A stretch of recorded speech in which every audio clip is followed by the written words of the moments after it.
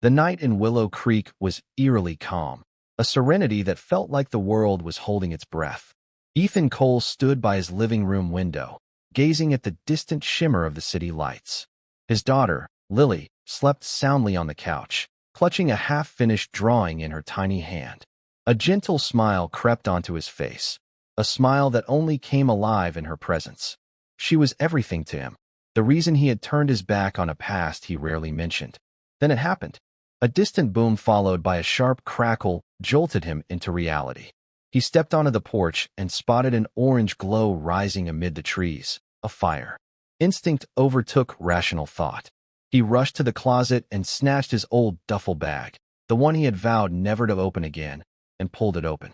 Inside, he found gloves, a tactical flashlight, and a small breathing mask, the remnants of a life he thought he had left behind.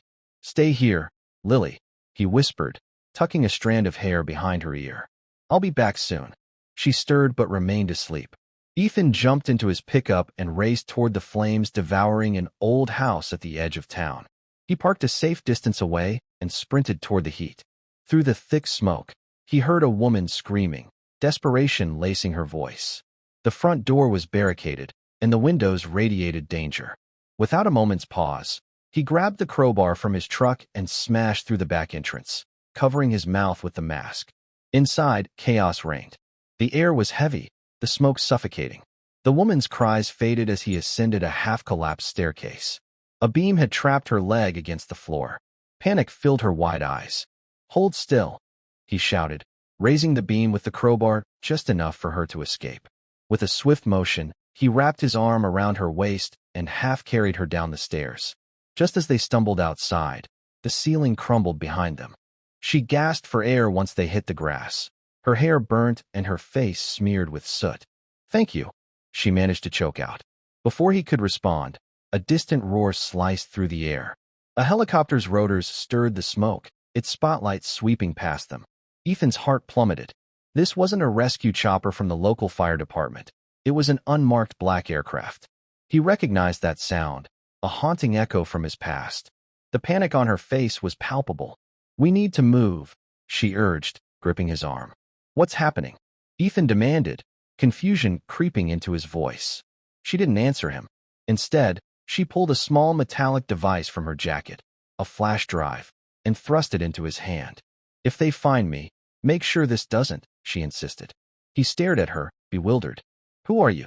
"Someone with dangerous enemies," she replied, her eyes shimmering with urgency. "And now, you've made one too." The helicopter descended, kicking up dust and debris.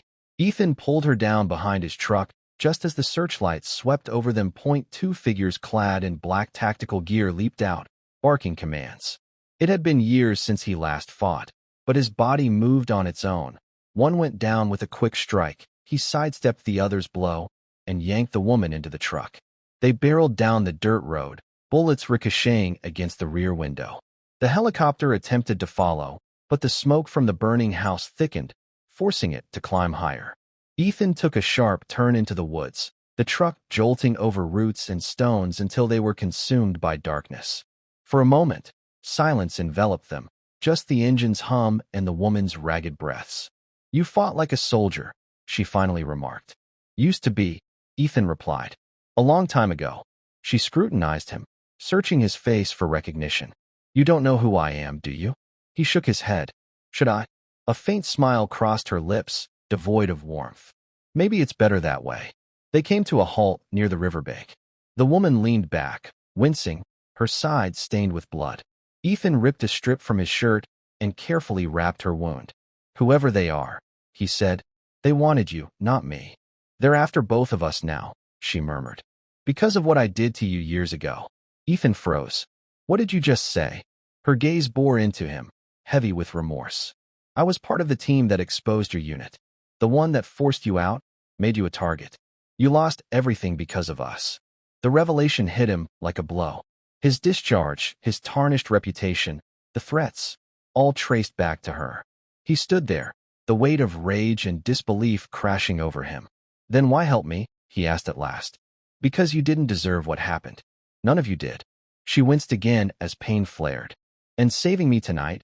might give you a chance to finish what they started. Before he could respond, the distant wail of sirens permeated the air. He looked up. The sky glowed softly from the fire, and the helicopter's light was returning. He turned to her. "You're coming with me." She nodded weakly as he helped her out of the truck. Together, they vanished into the woods, the flash drive tightly grasped in his hand. For the first time in years, Ethan sensed the past closing in around him again. The buried skills, the secrets he thought he had left behind, the ghosts he believed were gone. He had pulled a stranger from the flames, but in doing so, had stepped straight back into the fire. This time, it wasn't just about his life, it was about his daughters, too. As night fell, they slipped deeper into the shadows, the helicopter's searchlight beams sweeping above, chasing two silhouettes that had already disappeared into the dark.